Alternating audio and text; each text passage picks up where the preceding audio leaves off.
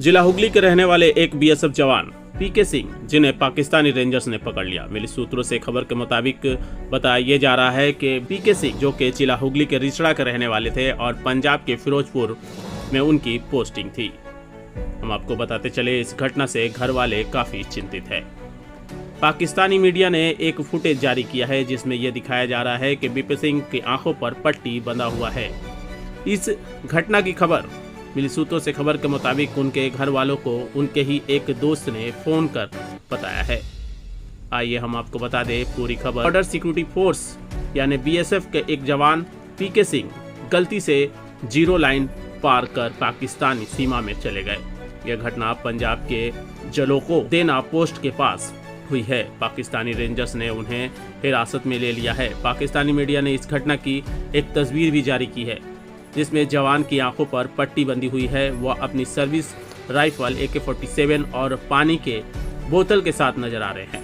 तस्वीरों में यह स्पष्ट है कि जवान ड्यूटी पर तैनात थे जब यह घटना हुई।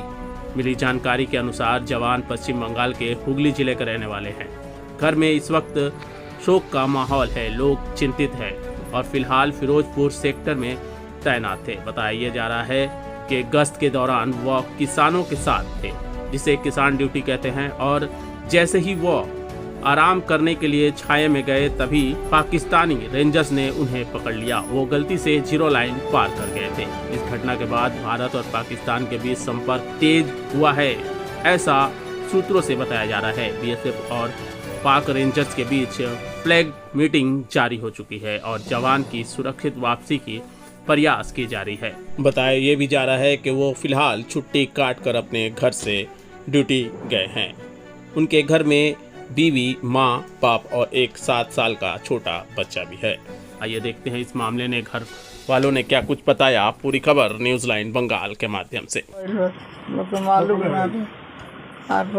कोई फोन कर तो हम लोग के मालूम होता, वो सही ना बताओ, कोई बताओते सुबह से थोड़ा मालूम भइला। তো কি চাইছেন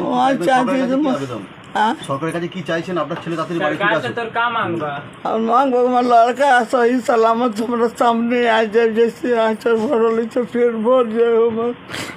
अभी हम चाहता नहीं, हम रहते से अभी के काल से खोलने के पिए देखिए जान।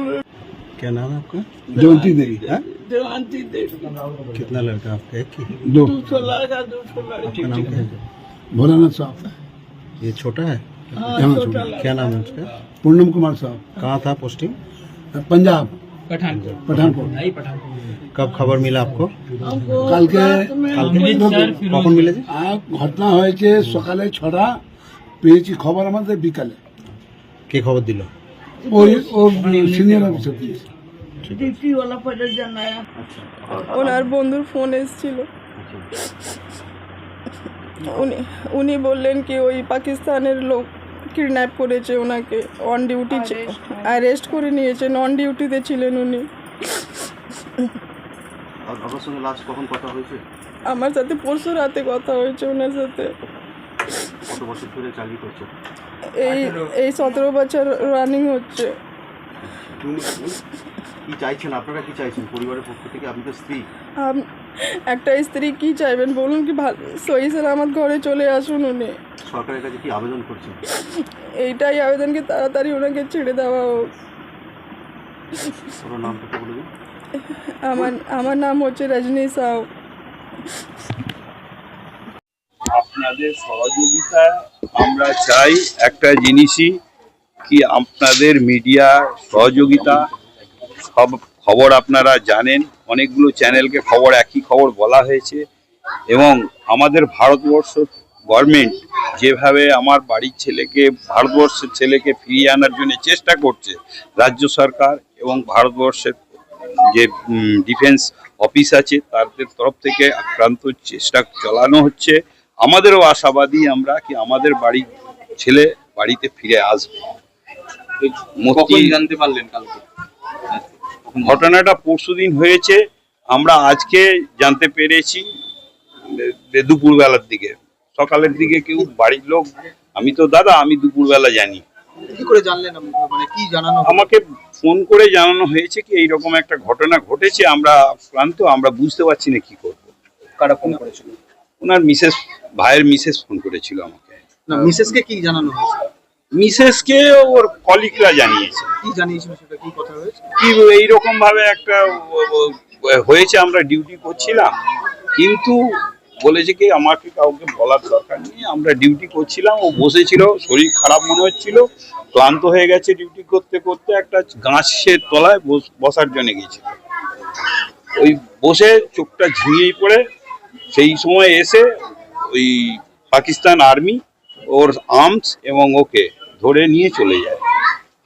সেটা আমরা জানতে পেরে সেটা ক্লিয়ারেন্স আমরা তো বুঝতে পারিনি, আমরা ক্লিয়ারেন্স পেয়েছি আজকে সকাল থেকে, দুপুরবেলার মধ্যে ক্লিয়ার হয়েছে যে হ্যাঁ এই ঘটনাটি ঘটেছে। বিএসএফ এর জওয়ানদের সঙ্গে তাদের সহযোগিতা, যারা ওই বিএসএফ এর সঙ্গে কর্মরত, তাদের বিভিন্ন রকম লোকের নাম্বার জোগাড় করে আমরা তাদের মাধ্যমে সেখান থেকে আমরা খবরটা পাই এবং বিএসএফ দপ্তরে আমরা ফোন করি, সেইখান থেকে আমাদেরকে কথা দেয়া হয় এবং তারা আপ্রাণ চেষ্টা করছেন।